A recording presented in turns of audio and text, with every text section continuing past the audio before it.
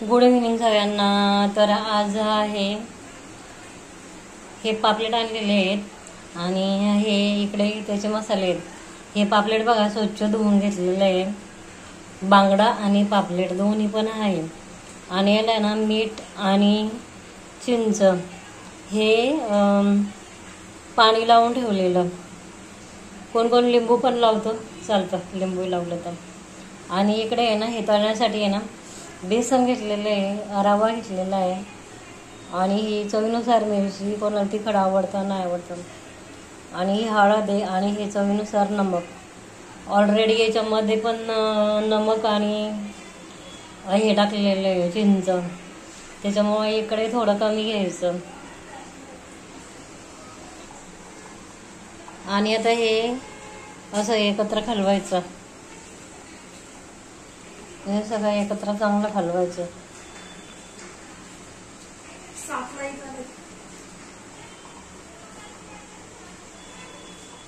हे चांगलं एकत्र हलवायचं.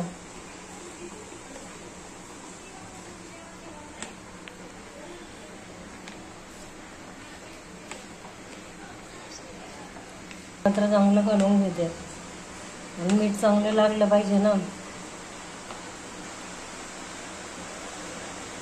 आम्ही काय याला लसूण, अद्रक किंवा असं हे कुठली पेस्ट टाकत नाही आम्ही.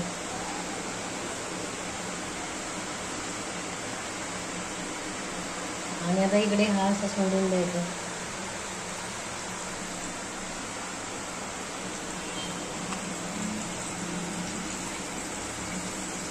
अद्रक, लसूण आणि कोथिंबीर याचं वाटण गोल गोल वाटून यायला लावत आहे. पण आमच्या गावी असंच बनवतात, आमची गावची पद्धत.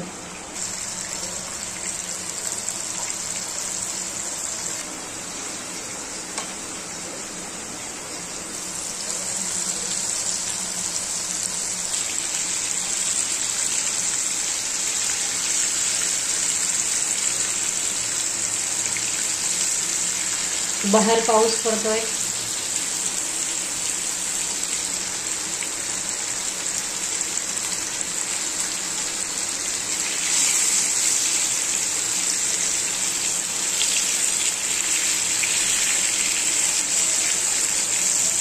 चांगले कडक होऊन द्यायचे मस्त वेगळे.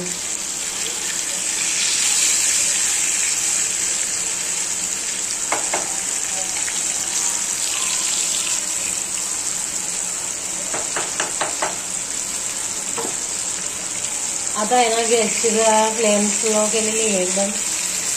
आणि आता हे थोडा वेळ असंच भाजून द्यायचं.